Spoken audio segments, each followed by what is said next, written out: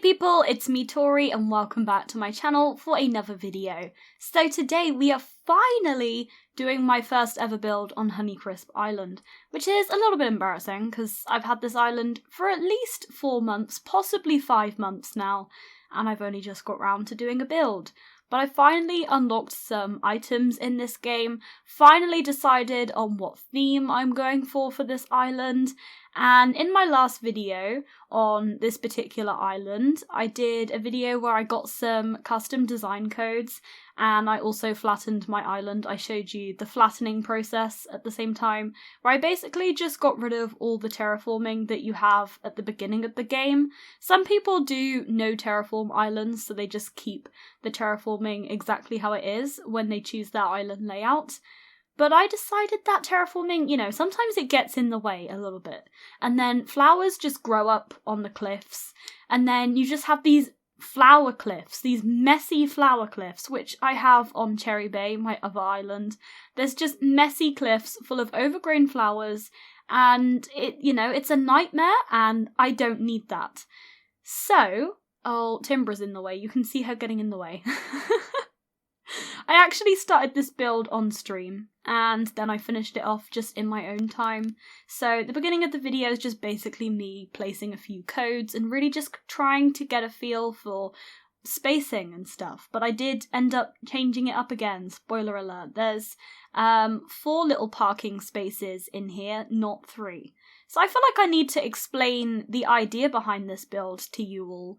So basically, my island is kind of going to be a little foresty town, basically, is what it's going to be. There's going to be lots of roads everywhere, but I decided to use these dirt paths as, like, the main bit of the road, and then use some little borders to put on them to make them actually look like roads, and I think it looks really cool. And then the villagers, they can walk on this paved area, and that's basically just where the pedestrians go. I know, obviously, cars don't drive around in Animal Crossing. That would be chaotic. But you can get some decoration cars, and I'm just going to put them on the roads. I really love town builds. I've been very inspired recently by Liz the Lass's island. She has a lot of road custom designs, and also Tiger's Island Sedona, which obviously is town themed. But also I love fairycore islands. So you know what? Combine those, put that all together, get that inspiration, and forest town is basically what I'm going for. I struggled with placing the road. I took many attempts to try and get this right. In the end, I added another car parking space.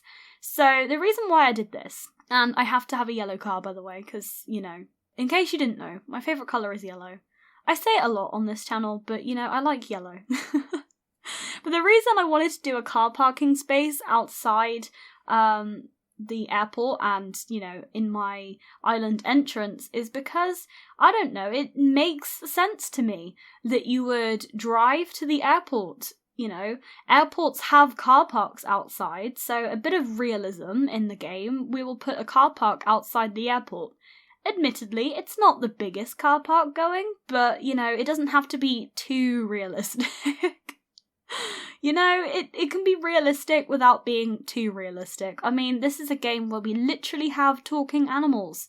So, does realism really matter? No, not really. And in the end, I end up making this road quite a bit wider than this so that I could have 2 lanes for the cars to go on. And I just think it looks very cute. And behind the road, I decided to put some terraforming. I decided to terraform a cliff. And then later on in the video, you'll see a staircase. And there's like a little crossing. I added a crossing to Animal Crossing. I love it. So you go out of the island entrance, you go out the airport, and then you go on this paved walking area, and then there's going to be a crossing. Like, there's literally a zebra crossing. And now you can see me terraforming the cliffs. I did cut out a lot of the rubbish in this video, because you don't want to just sit and watch me terraform a whole cliff. So I did cut some of that stuff out. But look, you can see my idea now. My idea is slowly coming together, and I'm starting to really like it.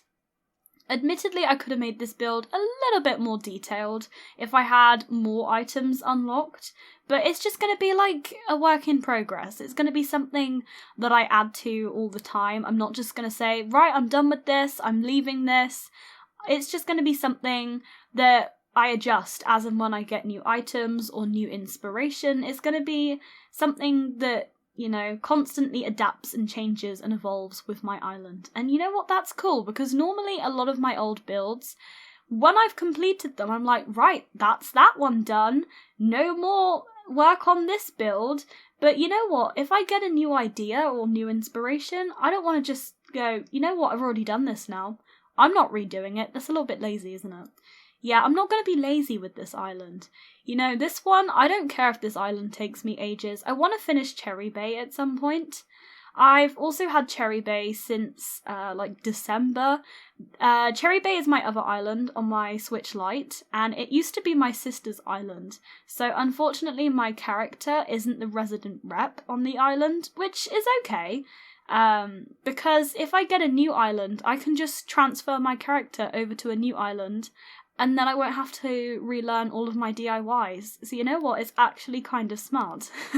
I did that intentionally? No, I can't give myself the credit for that.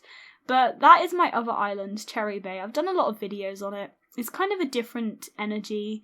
It's going to be saved in cherry blossom season. It's very pink. There's a lot of pastel colours. It's very cutesy. This one is going to be a little bit more natural and just a little bit more realistic. I don't know.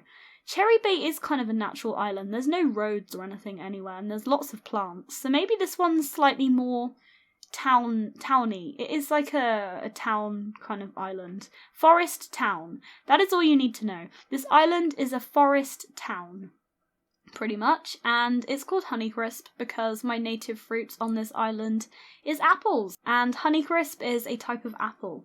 So I decided to name my island Honeycrisp when I saw that there were apples as my native fruit on this island.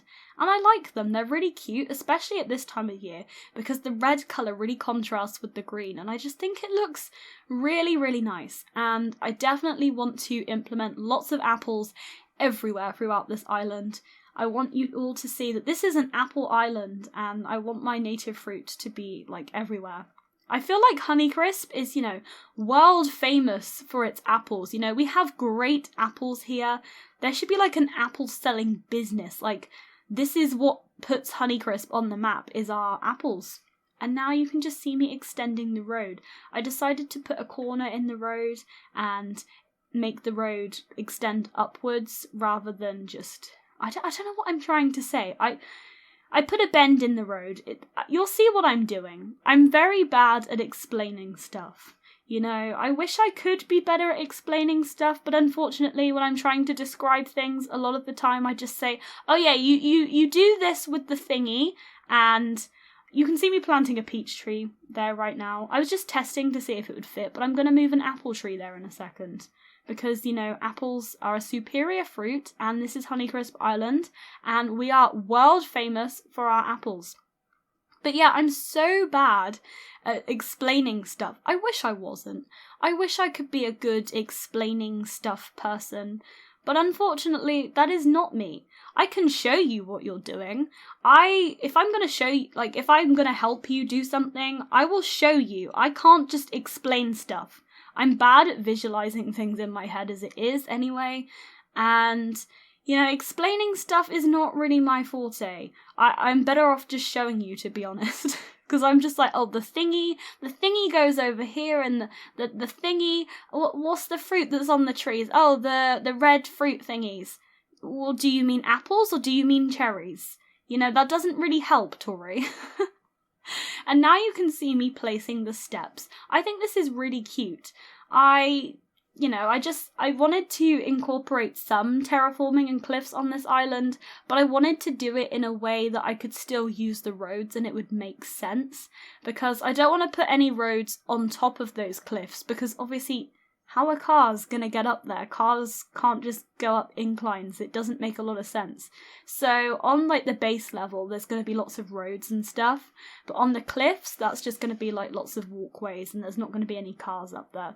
I want it to kind of make sense.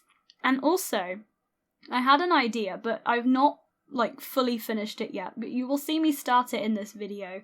I had an idea to build like a little railway on this island as well, and I'm gonna have like a fully, a fully thought out railway track, and it's actually gonna make sense. Like there's gonna be like a railway path across this island, and I decided the station could be resident services because it does look like it could be a train station. And you know what, I missed Animal Crossing New Leaf and when we did have a train station, so I guess I'm turning resident services into like a town hall / train station. And you know what, I think that's cute. When I get some more items, I will properly finish off the railway that I'm doing. But in this video, you will see me use a plaza train, and I got some train track custom designs, so I will place those down. See, I'm doing that bit now. I am making the railway. It could look better, to be honest, but it's something that I will work on and I will adapt, and it's a work in progress. It's not meant to be finished yet. But the reason I wanted to start doing some stuff on Honeycrisp Island is because it's nearly Bunny Day, and I like a lot of the Bunny Day items. I think they're really cute.